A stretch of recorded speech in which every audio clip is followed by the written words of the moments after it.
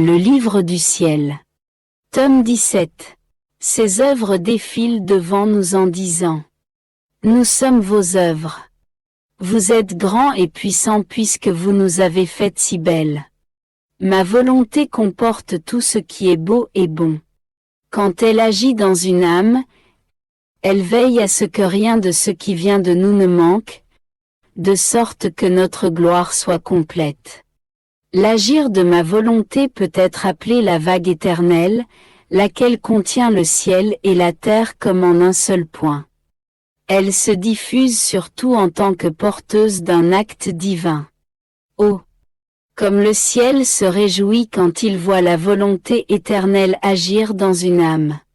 En fait, puisque les œuvres des bienheureux dans le ciel sont confirmées dans la divine volonté, ces bienheureux voient leurs œuvres se fondre dans l'acte divin et sentent redoubler leur gloire, leur bonheur et leur joie. Donc, puisque tu es la petite fille de ma suprême volonté, je te recommande de déposer dans ces vagues éternelles chacun de tes actes, de telle sorte que, quand ces vagues arrivent au pied de notre trône dans le ciel, nous puissions te confirmer toujours plus comme la véritable fille de notre volonté et t'accorder d'être porteuse de grâce pour tes frères, nos enfants. Je pensais à la sainte divine volonté et je priais mon aimable Jésus pour que, dans sa bonté, il me donne la grâce d'accomplir sa très sainte volonté en toutes choses. Je lui dis: Toi qui m'aimes et qui veux que ta volonté se fasse, que celle-ci m'assiste et m'inspire à chaque instant afin que rien d'autre que ta volonté ne trouve vie en moi. Pendant que je faisais cette prière, mon doux Jésus bougea en moi et, me serrant fermement sur lui, il me dit: Ma fille, comme les prières de ceux qui cherchent toujours ma volonté touchent mon cœur. J'entends en eux l'écho des prières que je faisais quand j'étais sur la terre. Toutes mes prières revenaient à une seule: que la volonté de mon Père se réalise, autant en moi que dans toutes les créatures. C'était le plus grand honneur pour moi et pour mon céleste Père que je fasse sa très sainte volonté en toutes choses. En accomplissant continuellement la volonté de l'Éternel en toutes choses, mon humanité trouvait les voies de communication entre la volonté humaine et la volonté divine. Voies que les créatures avaient fermées. Tu dois savoir que, en créant l'homme, la divinité a établi différentes voies de communication entre le Créateur et les créatures. D'abord les trois puissances de l'âme. L'intelligence permettant de comprendre ma volonté. La mémoire permettant de se souvenir sans cesse de ma volonté. La volonté, sise entre les deux voies précédentes, permettant à la créature de prendre son envol dans la volonté de son Créateur. L'intelligence et la mémoire étaient les supports, la défense et la force de la volonté, afin qu'elle ne dévie ni à droite, ni à gauche.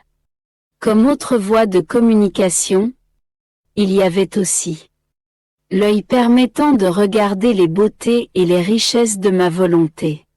L'ouïe permettant d'entendre les appels et les harmonies de ma volonté. La parole permettant de recevoir les continuels déversements de mon fiat et de tous ses biens. Les mains permettant d'accomplir ces travaux dans ma volonté en les unifiant à ceux du Créateur. Les pieds permettant de suivre les pas de ma volonté. Le cœur, les désirs et les affections. Afin d'être rempli de l'amour de ma volonté et de se reposer en elle. Vois donc combien il y a de voies dans la créature qui lui permettent d'entrer dans ma volonté, si elle le veut. Toutes les voies entre Dieu et l'homme étaient ouvertes. Et, en vertu de notre volonté, Nos bienfaits lui étaient acquis. Tout cela, simplement, parce que l'homme était notre fils et notre image. Une œuvre issue de nos mains et du souffle ardent de notre sein. Mais, ingrate, la volonté humaine ne voulut pas jouir des droits que nous lui avions accordés sur nos biens. Ne voulant pas faire notre volonté, l'homme choisit de faire la sienne. Et, ce faisant, il a érigé des barrières et des clôtures bloquant toutes ces voies que nous avions tracées pour lui. S'étant coupé de notre volonté, l'homme s'est enfermé à l'intérieur du cercle misérable de sa volonté, dans l'exil de ses passions et de ses faiblesses, sous un ciel ténébreux plein de tempêtes et de tonnerres. Pauvre enfant, submergé de tant de maux voulus par lui. Chaque acte réalisé par la volonté humaine est une barrière dressée devant la mienne, une clôture empêchant l'union de nos volontés. Ainsi, la circulation des biens entre le ciel et la terre est interrompue. Pleine de compassion et d'amour sans limite pour l'homme, mon humanité n'a cessé d'accomplir en tout la volonté de mon Père, gardant ainsi ouvertes les voies de communication entre lui et nous. Elle n'a cessé d'intercéder pour que soient enlevées les barrières et démolies les clôtures que la volonté humaine avait érigées. Ainsi ont été rétablies les voies de communication pour quiconque veut venir dans ma volonté, de même que les droits que nous avions donnés à l'homme quand nous l'avons créé.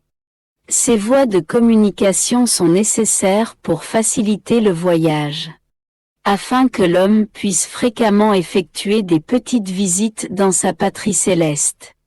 Et voyant comme cette patrie est belle et combien sont heureux ceux qui y vivent, il en vient à l'aimer beaucoup et à aspirer ardemment à en prendre possession. Cela l'amène aussi à vivre détaché de l'exil terrestre. Ces voies étaient nécessaires pour amener l'homme à s'élever fréquemment vers sa véritable patrie afin de la connaître et de l'aimer. Un signe que l'âme est dans ces voies et qu'elle aime sa céleste patrie, c'est que, se plaçant sur les chemins de notre volonté, elle fait ses petites visites. C'est aussi un signe pour toi. Ne te souviens-tu pas des nombreuses fois où tu as pris le chemin du ciel et pénétré dans les régions célestes? Puis, une fois complétée ta brève visite, tu es revenu vers ton exil comme Tigrec invitait ma volonté. Oh! Combien l'exil te semblait laid et insupportable à cause de ton amour pour la patrie céleste. Cet amour de la patrie céleste et l'amertume de vivre en exil étaient des bons signes que la patrie céleste est à toi. C'est comme avec les choses de ce bas monde. Si quelqu'un possède une grande propriété, il se fait un chemin pour la visiter fréquemment, en jouir et prendre les biens qui s'y trouvent. À cause de ces visites, il l'aime et la porte dans son cœur. Par contre, s'il ne s'est pas fait un chemin, il ne visite jamais sa propriété parce que, sans chemin d'accès, elle est presque inaccessible. Il n'en parle jamais. Cela est un signe qu'il ne l'aime pas et qu'il méprise ses propres biens. Et même s'il pourrait être riche, à cause de sa mauvaise volonté, il est un pauvre qui vit dans la misère la plus profonde. Voilà pourquoi, en créant l'homme, ma sagesse a voulu former des voies entre lui et moi, afin de lui faciliter l'accès à la sainteté, la communication de nos biens et son entrée dans la patrie céleste. Je me sentais très aigri à cause de la perte de mon doux Jésus. Oh! Comme j'avais la nostalgie du temps où son aimable présence me rendait si heureuse. Même au milieu des souffrances les plus dures. Mon pauvre lit était alors un paradis pour moi. Auprès de mon aimable Jésus et sous sa houlette, je me sentais comme une reine. Par mon contact continuel avec lui, je me sentais comme la gouvernante de son très divin cœur. Oh! Comme mon bonheur s'en est allé. Chaque fois que je le cherche et ne le trouve pas, la déprime s'empare de moi, une portion de ma vie m'est enlevée. Car Jésus est toute ma vie, et je ressens plus vivement l'amertume de mon exil. Oh! Comme il est vrai que ce n'est pas la souffrance qui rend une personne malheureuse, mais le fait de ne pas trouver le bien qu'elle cherche. Pendant que je lui disais « Aie pitié de moi, ne m'abandonne pas, viens, redonne vie à ma pauvre âme submergée par les eaux amères de la privation de toi. » Je sentis mon bien adoré, ma douce vie, bouger en moi. Encerclant mon cou de ses bras, il me dit « Ma fille, ma fille !» Il avait surgi d'une source de lumière. Quand il étendit les bras, la lumière se répandit derrière lui. Cette lumière n'était cependant pas totale, on pouvait voir comme du vide en elle. Ce n'était pas la noirceur, mais c'était comme s'il n'y avait pas assez de rayons pour remplir le vide et rendre la lumière plus brillante et plus intense. À la vue de Jésus, je me sentis passer de la mort à la vie. Ces mots, ma fille, firent instantanément disparaître ma tristesse. Car être avec Jésus et se sentir malheureux est impossible. On peut être avec Jésus en souffrant les peines les plus atroces, mais jamais en étant malheureux. Il semble que si la déprime existe dans l'âme, elle disparaît en présence de Jésus et elle fait place au bonheur qu'il apporte avec lui. Reprenant la parole, il me dit « Ma fille, courage, ne crains pas. Il n'y a pas de noirceur en toi. Seul le péché est noirceur et tout ce qui est bon est lumière. Ne vois-tu pas que je suis sorti de la lumière qui se trouvait en toi? Sais-tu de quoi est faite cette lumière? Elle est formée des actes intérieurs que tu as faits. Chaque nouvel acte que tu fais est un nouveau filament de ta volonté que tu branches sur le courant de la lumière éternelle. Et ce filament se change en lumière. Ainsi, plus tu fais d'actes, et donc de filaments, plus la lumière devient pleine, forte et brillante. La lumière que tu vois est ce que tu as fait. Le vide dans cette lumière est ce qu'il te reste à faire. Je serai toujours au milieu de cette lumière. Pas seulement pour en jouir, mais pour brancher les filaments de ta volonté humaine sur le courant de la lumière éternelle. Car je suis l'origine, le fondement et le courant de la lumière. Et sais-tu ce qu'est la vraie lumière? C'est la vérité connue, embrassée, aimée et mise en pratique par l'âme. Cette vérité transforme l'âme en lumière et cause en elle et en dehors d'elle de nouvelles et continuelles naissances de lumière. Cette vérité forme la vraie vie de Dieu dans l'âme.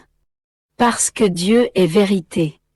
L'âme est liée à la vérité et, plus encore, elle la possède. Dieu est lumière et elle, l'âme est liée à la lumière. Elle est nourrie de lumière et de vérité. Cependant, pendant que je nourris l'âme de vérité et de lumière, elle doit garder le courant de sa volonté ouvert de manière à recevoir le courant divin. Autrement, il peut arriver ce qui se produit avec le courant électrique qui, bien qu'il ait en lui-même ce qu'il faut pour produire de la lumière, il ne le fait pas. Parce qu'il faut de la préparation pour recevoir cette lumière. De plus, La lumière n'atteint pas tout le monde également. Mais elle le fait selon le nombre d'ampoules électriques dont on dispose. Celui qui n'a qu'une ampoule ne reçoit de la lumière que pour une ampoule. Celui qui en a 10 en reçoit pour 10. Si les ampoules ont plus de filaments, elles donnent plus de lumière. Si elles en ont moins, même si elles disposent de l'espace voulu pour en avoir plus, elles donnent moins de lumière. Et même si le courant a la capacité de produire beaucoup de lumière, il en produit peu. Parce que la capacité de recevoir le courant est insuffisante chez les ampoules. Il faut donc du courant céleste disponible et un courant humain capable de le recevoir. Par ton travail, tu ajouteras plus de filaments. Pour rendre plus complète la lumière que je veux placer en toi. Je me disais, comme j'aimerais pouvoir parcourir tous les chemins de l'éternelle volonté afin de retracer tous les actes qu'elle a effectués pour le bien de toute la famille humaine, et placer en chacun de ces actes un acte de ma volonté pour la remercier par mon amour et ma gratitude, et cela en mon nom personnel et au nom de tous mes frères. Mais comment puis-je faire cela, moi qui suis si petite et insignifiante?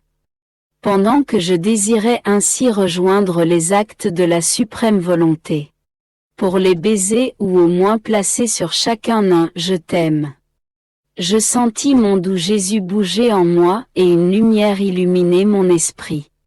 Jésus me dit, « Ma fille, veux-tu retracer tous les actes que ma volonté a effectués pour le bien des créatures? Viens avec moi dans mon humanité, comme je le désire tant. Tu dois savoir que mon humanité a parcouru tous les chemins de l'éternelle volonté. À chacun des actes qu'elle a accomplis pour le bien de toutes les générations humaines, j'ai adjoint l'un des miens. Il était en effet éminemment convenable que je fasse ainsi en l'honneur de mon Père céleste. Tous ces actes faits par mon humanité, je les ai placés en dépôt dans la divine volonté, afin qu'il donne sans cesse à mon divin Père cet honneur légitime, que les créatures ne lui rendent pas, et pour amener l'éternelle volonté à faire la paix avec la volonté humaine. Chez l'homme, la volonté est le dépôt de toutes ses pensées et actions, bonnes ou mauvaises. Elle est le dépôt de tout, rien ne lui échappe. Mon humanité, quant à elle, a deux volontés, une humaine et une divine. J'ai tout déposé ce que mon humanité a accompli dans la divine. Non seulement pour y rejoindre tous les actes réalisés par la volonté suprême et lui en rendre grâce, mais aussi pour accomplir en elle plus de nouveaux actes de divine volonté. Ainsi, avec la pleine participation de mon humanité, je pouvais former une nouvelle création qui puisse demeurer toujours nouvelle et belle, sans aucune possibilité d'augmentation ou de diminution. En ce qui concerne la voûte des cieux, le soleil, les étoiles et combien d'autres choses créées par la divinité pour le bien de toute la famille humaine. Tout cela a été déposé dans notre suprême volonté afin d'y être conservé tel que créé par nous. Pareillement, toute l'activité de mon humanité a été confiée à la divine volonté afin que tout ce qu'elle allait accomplir soit toujours dans l'acte de se donner aux créatures. L'œuvre de mon humanité est plus que le ciel bleu, le soleil et les étoiles. Elle est comme le soleil au-dessus de votre horizon qui ne refuse jamais sa lumière à quiconque. Si l'œil humain ne perçoit pas l'immensité de la lumière du soleil, c'est que la circonférence de son œil est petite. L'œil capte la lumière selon sa capacité visuelle. Même si le soleil est dans la disposition de donner le maximum à tous. Il en va ainsi pour la nouvelle création produite par les actes de mon humanité. Tout a été fait dans la divine volonté et tout a été déposé en elle pour racheter et restaurer les créatures. Elle est dans l'acte de se donner à tous. Et, plus que le soleil, les étoiles et le ciel, elle s'étend au-dessus de la tête de tous, afin que tous puissent profiter des grands bienfaits qu'elle offre. Il y a une grande différence entre le soleil qui brille dans le ciel azuré et celui qui se trouve dans le ciel de mon humanité. En ce qui concerne le premier, l'œil a beau essayer de recevoir plus de lumière, sa circonférence complète de la divine volonté pour le bien des créatures. J'ai essayé de suivre un à un les actes de la volonté suprême. Pendant que je le faisais, tout est disparu. Alors, un désir véhément de retrouver mon doux Jésus s'empara de moi. Après beaucoup de tourments, je l'ai senti derrière mon épaule. Il me tendit les bras et prit mes mains dans les siennes. Avec force, je le tirai en avant de moi et, avec toute l'amertume de mon âme, je lui ai dit: Jésus, tu ne m'aimes plus point. Mais lui, sans me donner le temps de continuer, il me dit: Quoi, ma fille? Tu me dis à moi que je ne t'aime plus. Ces mots peuvent être dits à des créatures, mais pas à ton Jésus, celui qui ne peut jamais faillir en amour. Pendant qu'il parlait, il scrutait intensément mon intérieur, comme s'il voulait y trouver quelque chose qui l'intéressait beaucoup. Il regarda longuement et, finalement, j'ai senti un autre Jésus arriver dans mon intérieur. Un Jésus complètement semblable à celui en dehors de moi. Je fus surprise de voir mon Jésus à l'intérieur et à l'extérieur de moi. Toute bonté, il me dit: Dis-moi, ma fille, qui a formé cette nouvelle vie en toi? N'est-ce pas l'amour? Ne sont-ce pas mes chaînes d'amour qui, non seulement me gardent en dedans de toi, mais me tiennent lié à toi? Et pour que ma vie puisse toujours croître en toi, j'ai placé en toi mon éternelle volonté. Comme elle ne fait qu'un avec la tienne. Nous nous nourrissons de la même nourriture céleste de telle sorte que ma vie ne fasse qu'un avec la tienne. Après tout cela, tu me dis que je ne t'aime plus? Je suis restée confuse, sans savoir quoi dire. Pendant que je me fusionnais complètement dans la divine volonté, je ressentis intensément l'amertume de la privation de mon doux Jésus. Bien que je sois presque habituée à la souffrance de son absence, c'est toujours une peine nouvelle chaque fois que je suis privée de lui. Il me semble que chaque fois où je me trouve sans la vie de ma vie, Jésus met en moi un plus haut degré de souffrance. Et je ressens plus vivement la douleur de son éloignement. Oh!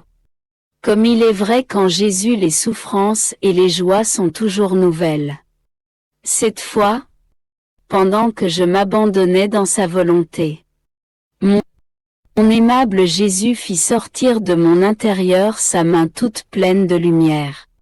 Dans cette main, il y avait aussi la mienne qui était si identifiée à la sienne qu'on pouvait difficilement s'apercevoir qu'au lieu d'une seule main, il y en avait deux. Rempli de compassion à cause de mon amertume extrême, il me dit: Ma fille, la lumière de ma volonté nous fusionne et forme de nos deux vies une seule vie.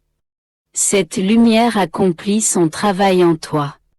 Sa chaleur vide et consume tout ce qui pourrait empêcher l'identification de ta vie avec la mienne. Pourquoi t'affliges-tu à ce point? Ne ressens-tu pas ma vie en toi? Cela n'est pas une abstraction, mais une réalité. Que de fois ne sens-tu pas ma vie opérer en toi?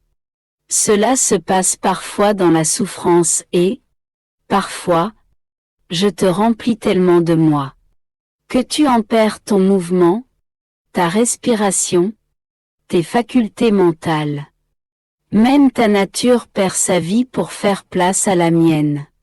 Et pour que tu puisses retrouver ta vie, je suis forcé de me faire petit en toi, afin que tu retrouves l'usage de tes mouvements et de tes sens. Mais je reste toujours là. N'as-tu pas remarqué que chaque fois que tu me vois, c'est de ton intérieur que je viens? Pourquoi donc crains-tu que je te quitte, puisque tu sens ma vie en toi? Je repris. Ah! Mon Jésus, il est vrai que je sens en moi une autre vie qui opère, souffre, se meut, respire et s'étend à tel point que je ne sais comment expliquer ce qui m'arrive. Souvent, je crois être sur le point de mourir, mais quand cette vie se fait plus petite, retraitant de mes bras et de ma tête, je recommence vivre. Souvent, je ne te vois pas, je te sens, mais je ne vois pas ton aimable personne. Alors, j'ai peur, je suis presque terrifié par cette vie que je sens en moi en pensant. Qui peut être celui qui a une telle domination en moi au point que je me sens comme un chiffon sous son pouvoir? Ne serait-il pas un ennemi? Si je veux m'opposer à ce qu'il veut opérer en moi, il se montre si fort et imposant que je ne peux exercer aucun acte de ma volonté, et je lui concède immédiatement la victoire. Jésus reprit. Ma fille, seule ma volonté détient ce pouvoir de former sa vie dans la créature. Bien entendu, l'âme doit m'avoir donné maintes et maintes fois des preuves certaines qu'elle veut vivre de ma volonté et non pas de la sienne. Car tout acte de la volonté humaine empêche la formation de ma vie. Cela est le plus grand prodige que ma volonté peut réaliser. Ma vie dans la créature. La lumière de ma volonté me prépare la place. Sa chaleur purifie et consume tout ce qui ne convient pas à ma vie et me fournit les éléments nécessaires pour la développer. Par conséquent, laisse-moi travailler, pour que je puisse accomplir tout ce que ma volonté a décrété pour toi. Après plusieurs jours d'amertume et de privation de mon doux Jésus, celui-ci me transporta hors de mon corps. Me prenant dans ses bras, il me plaça sur ses genoux. Oh! Comme cela me rendit heureuse après tant de privation et d'amertume. Cependant, je me sentais timide, sans le goût de vouloir quoi que ce soit ou de dire quoi que ce soit. Je n'avais pas ma familiarité coutumière du passé quand Jésus était avec moi. Jésus me fit beaucoup de choses, il me serra fermement sur lui au point de me faire mal. Il mit sa main sur ma bouche, m'empêchant presque de respirer, il m'embrassa. Quant à moi, je ne faisais rien pour répondre à ses attentions, je ne sentais aucun désir de faire quoi que ce soit. Ma privation de lui m'avait paralysé et laissé sans vie. Je le laissais simplement faire ce qu'il voulait sans manifester d'opposition. Même s'il m'avait fait mourir, je n'aurais pas dit un seul mot. Désirant que je parle, il me dit : Ma petite fille, dis-moi au moins si tu veux que ton Jésus te lie complètement. Je répondis : Fais comme il te plaît. Saisissant alors un fil, il en entoura ma tête, le passa devant mes yeux, mes oreilles, ma bouche, mon cou, en somme, il lia tout mon corps jusqu'à mes pieds. Ensuite, posant sur moi un regard pénétrant, il me dit : Comme elle est belle ma petite fille, complètement liée par moi. Maintenant, oui, je vais t'aimer davantage. Parce que le fil de ma volonté t'a rendu incapable de faire quoi que ce soit. Si ce n'est de permettre à ma volonté d'être la vie de toute ta personne. Cela t'a rendue gracieuse au point d'être toute resplendissante à mes yeux. Ma volonté a cette vertu de donner à l'âme une beauté si rare et remarquable que rien ne puisse l'égaler. L'âme est si charmante qu'elle attire mon regard et celui de tous, invitant à la regarder et l'aimer. Sur ces mots, je me suis retrouvée dans mon corps, réconfortée et plus forte. Il est vrai, mais remplie d'amertume à la pensée qu'il ne reviendrait peut-être pas avant longtemps et que je ne lui avais pas dit un seul mot au sujet de mon pénible état. Alors, je me suis fusionnée dans sa très sainte volonté. Et mon aimable Jésus sortit de mon intérieur en formant un nuage de lumière autour de moi. Ensuite, il appuya ses bras sur ce nuage et regarda le monde entier. Toutes les créatures devinrent présentes à son regard très pur. Et, oh, combien d'offenses de toutes les classes de l'humanité le blessaient! Que de complots, d'hypocrisie et de fausseté! Des machinations de révolution aux conséquences imprévisibles se tramaient. Tout cela attirait des châtiments au point que de nombreuses cités étaient détruites. Mon doux Jésus, penché sur ce nuage de lumière, secouait la tête et était troublé. Jusqu'au plus profond de son cœur. Se tournant vers moi, il me dit : « Ma fille, vois l'état du monde. C'est si grave que je ne peux le regarder qu'à travers ce nuage. Si je le regardais en dehors de ce nuage, je le détruirais en grande partie. Mais sais-tu ce qu'est ce nuage de lumière ? C'est ma volonté opérant en toi ainsi que les actes que tu as réalisés en elle. Plus tu accomplis d'actes dans ma volonté, plus gros devient ce nuage de lumière, qui me sert de support et me laisse regarder l'homme avec cet amour à travers lequel ma volonté l'a créé. Il charme mes yeux pleins d'amour et, me rendant présent tout ce que j'ai réalisé par amour pour les hommes. Il fait naître en mon cœur une volonté de compassion. Je finis par être pris de pitié pour cette humanité que j'aime tant. De plus, ce nuage de lumière t'est merveilleusement utile. Il apporte la lumière à tout ton être. Il t'encercle et te rend la terre immatérielle. Il ne te permet aucune attirance, même innocente, pour les personnes et les autres choses. Et formant un doux enchantement pour tes yeux. Il te permet de voir les choses selon la vérité, telles que ton Jésus les perçoit. S'il te voit faible, il t'entoure et te donne de la force. S'il te voit inactive, il entre en toi et agit en toi. Et il est extrêmement jaloux de sa lumière. En agissant comme une sentinelle, il s'assure que tu ne fasses rien sans lui et il ne fait rien sans toi. Pourquoi alors, ma fille, t'affliges-tu à ce point ? Laisse ma volonté travailler en toi et ne concéder aucun acte de vie à ta volonté qui ne soit pas en moi, si tu veux que mes grands desseins sur toi s'accomplissent. J'écris uniquement par obéissance et avec grande répugnance. Après qu'un saint prêtre eut lu mes écrits, il m'a dit que, dans certains chapitres, Jésus m'exaltait trop, au point de me placer près de sa céleste maman, elle qui devrait être mon modèle. En entendant cela, je devins confuse et troublée. Je me suis rappelé que je n'ai écrit que par obéissance et avec répugnance, et que je suis affectée par Jésus à la mission de faire connaître la divine volonté. Je me suis plainte à mon Jésus de m'avoir demandé cela, à moi qui suis si mauvaise. Lui qui, seul, connaît toutes mes misères. Cela m'a tant humiliée et plongée dans la confusion que j'en ai perdu la paix. Je sentais un abîme de distance entre moi et la céleste mère.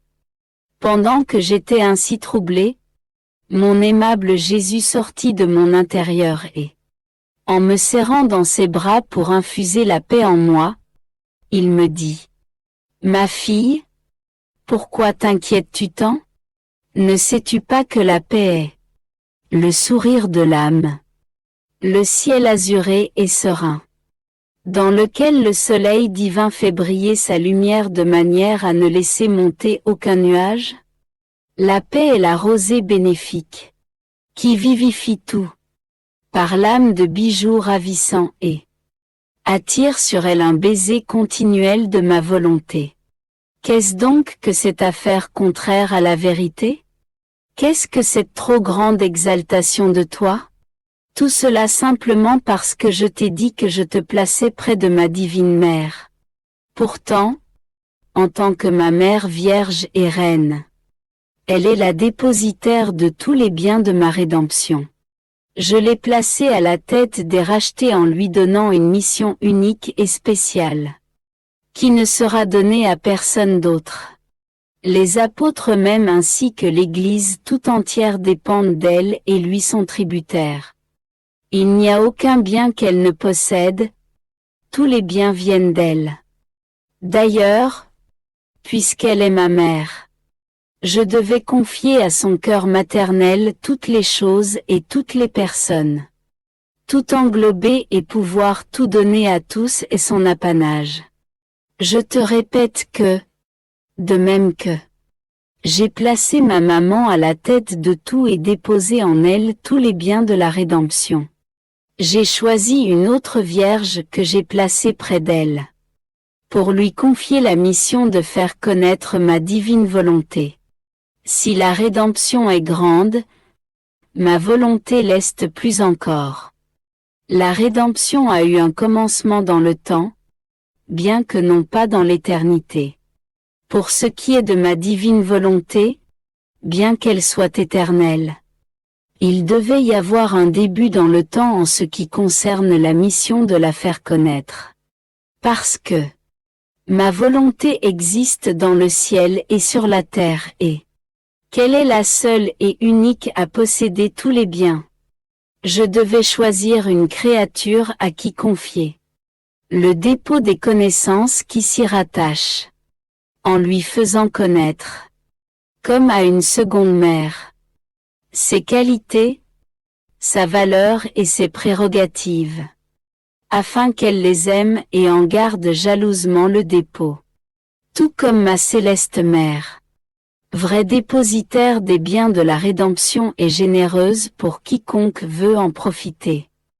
Ainsi cette seconde mère doit se montrer généreuse, en faisant connaître à tout le monde mes enseignements sur ma volonté, sa sainteté, les biens qu'elle veut donner, sa vie inconnue des créatures, et le fait que, depuis le début de la création de l'homme, elle se languit, prie et supplie pour que l'homme revienne à son origine, qui est ma volonté, et que sa souveraineté sur toutes les créatures soit rétablie. Ma rédemption fut unique et j'ai fait appel à ma chère maman pour la mener à terme. Ma volonté, elle aussi, est unique. Et je devais faire appel à une autre créature pour la mettre comme à la tête, afin de placer en elle le dépôt, qu'elle me serve à faire connaître mes enseignements et qu'elle réponde au dessein de ma divine volonté. Où se trouve donc cette trop grande exaltation de toi? Qui peut nier que la rédemption et l'accomplissement de ma volonté sont deux missions à la fois uniques et semblables qui doivent se tenir par la main, afin que soient complétés les fruits de la rédemption et que nos droits sur la création nous soient rendus. Ces droits étant la raison ultime de la création? Voilà pourquoi la mission de notre volonté nous intéresse tant. Rien d'autre ne fera autant de bien aux créatures. L'accomplissement de cette mission sera le couronnement de toutes nos œuvres. On a dit de David qu'il était une image de moi, au point que l'ensemble de ses psaumes révèle ma personne. On a dit que saint François d'Assise était une image fidèle de moi. On lit dans le Saint-Évangile. Soyez parfaits comme votre Père céleste est parfait, rien de moins. On y lit aussi, personne n'entrera dans le royaume des cieux s'il n'est pas l'image du Fils de Dieu. Et beaucoup d'autres choses du genre. Cependant, personne ne parle d'exaltation ou dit que ce sont là des choses non conformes aux vérités sorties de ma bouche. Et parce que je t'ai comparé à la Vierge pour faire de toi sa copie fidèle, je t'aurais trop exalté? Tout cela signifie qu'ils n'ont pas bien compris la mission de la connaissance de ma volonté.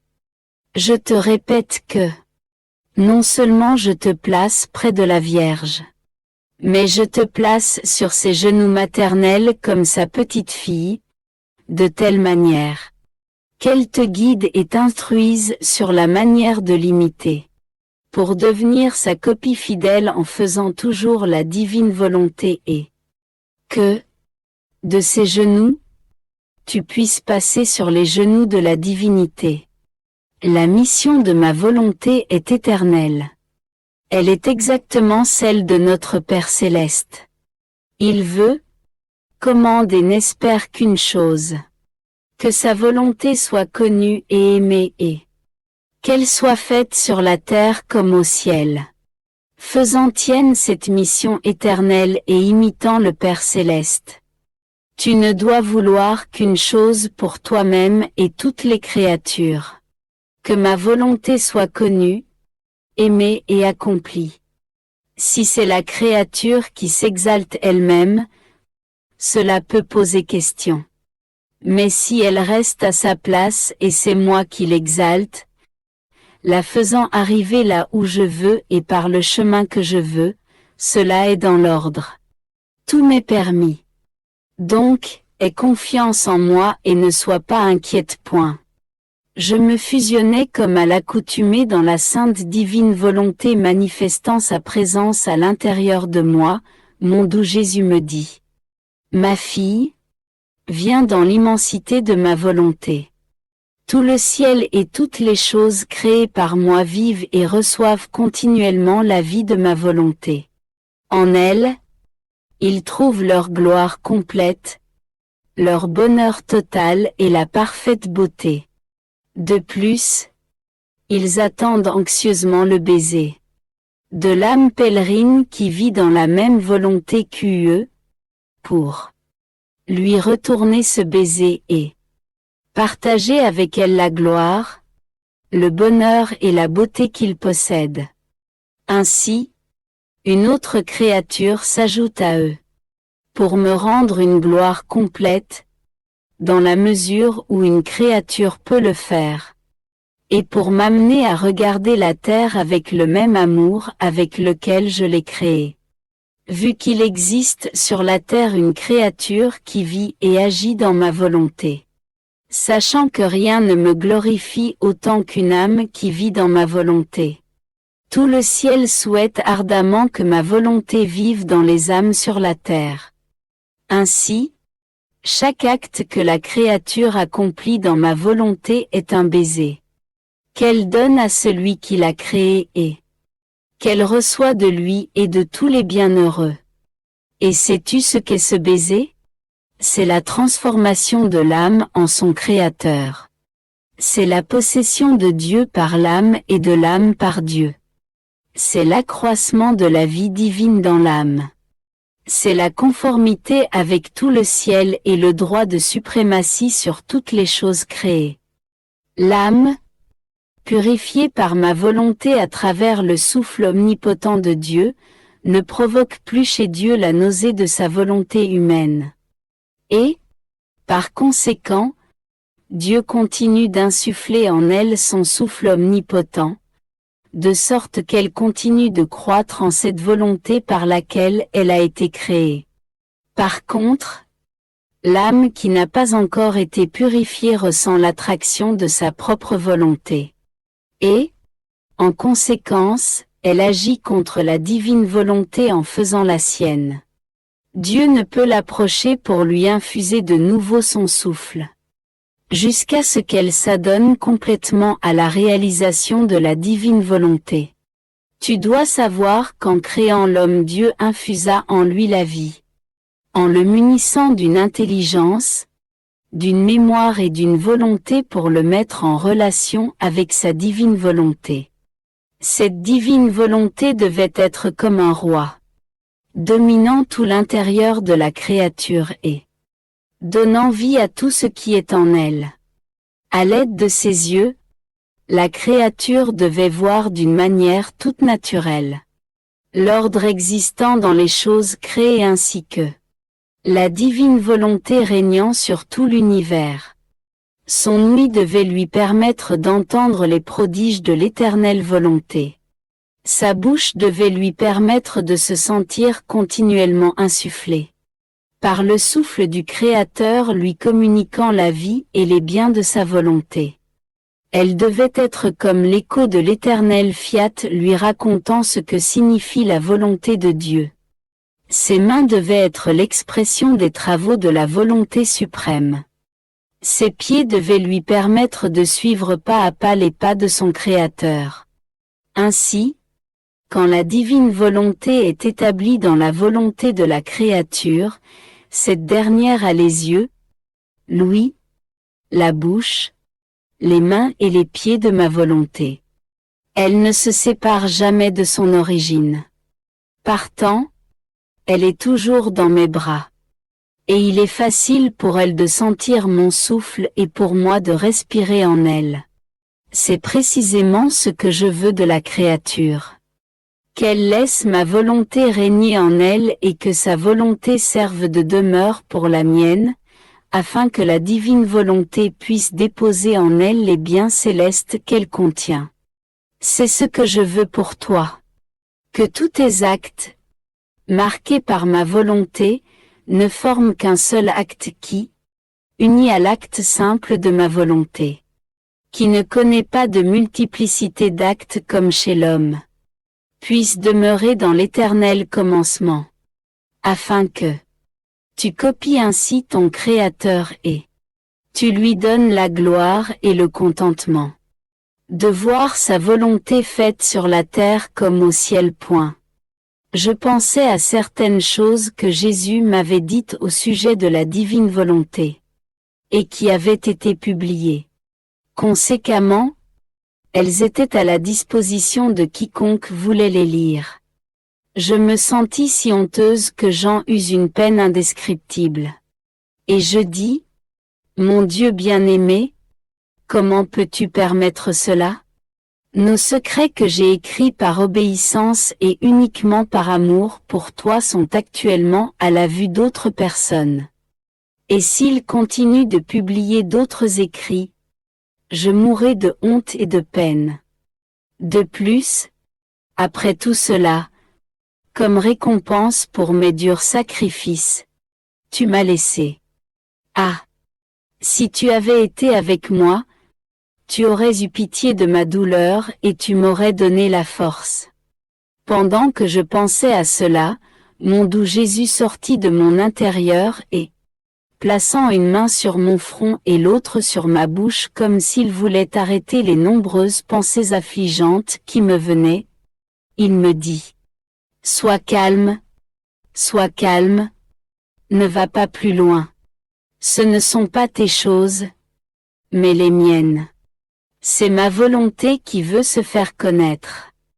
Ma volonté est plus que le soleil dont on peut difficilement cacher la lumière. En fait, c'est complètement impossible. Si on obstrue sa lumière d'un côté, elle contourne l'obstacle et, passant par les autres côtés, elle continue son chemin majestueusement, plongeant dans la confusion ceux qui voulaient arrêter sa course. On peut cacher une lampe, mais jamais le soleil. Ma volonté est comme le soleil, et même plus. Si tu veux cacher sa lumière, tu n'y arriveras pas. Par conséquent, sois calme, ma fille, et laisse l'éternel soleil de ma volonté poursuivre sa course. Soit par les écrits, soit par l'édition, soit par tes paroles ou ton comportement. Laisse-le s'échapper comme la lumière et couvrir le monde entier. C'est ce à quoi j'aspire, ce que je veux. De plus, ce qui a déjà été mis en circulation concernant les vérités sur ma volonté est bien peu, seulement les atomes de sa lumière. Et bien que ce ne soit que des atomes, si tu savais le bien qui en résulte. Qu'est ce que ce sera quand toutes les vérités que je t'ai révélées au sujet de ma volonté seront réunies? La fécondité de sa lumière, les biens qu'elle contient. Tout cela mis ensemble formera non seulement quelques atomes du soleil levant, mais son plein midi. Quel bien cet éternel soleil ne produira-t-il pas au milieu des créatures? Et toi et moi, comme nous serons contents de voir ma volonté connue, aimée et accomplie. Par conséquent, laisse-moi faire. D'ailleurs, ce n'est pas vrai que je t'ai quitté. Comment peux-tu dire cela? Ne me sens-tu pas en dedans de toi? N'entends-tu pas l'écho de ma prière en toi? Ne vois-tu pas comment j'embrasse tout sans que personne ne m'échappe?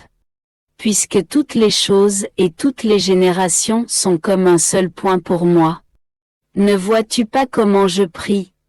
J'aime, j'adore et répare pour tous? Et toi, en écho à ma prière, tu te sens comme si tu avais toutes les personnes et toutes les choses en ton pouvoir et tu répètes ce que je fais. Crois-tu faire cela par tes propres forces? Ah!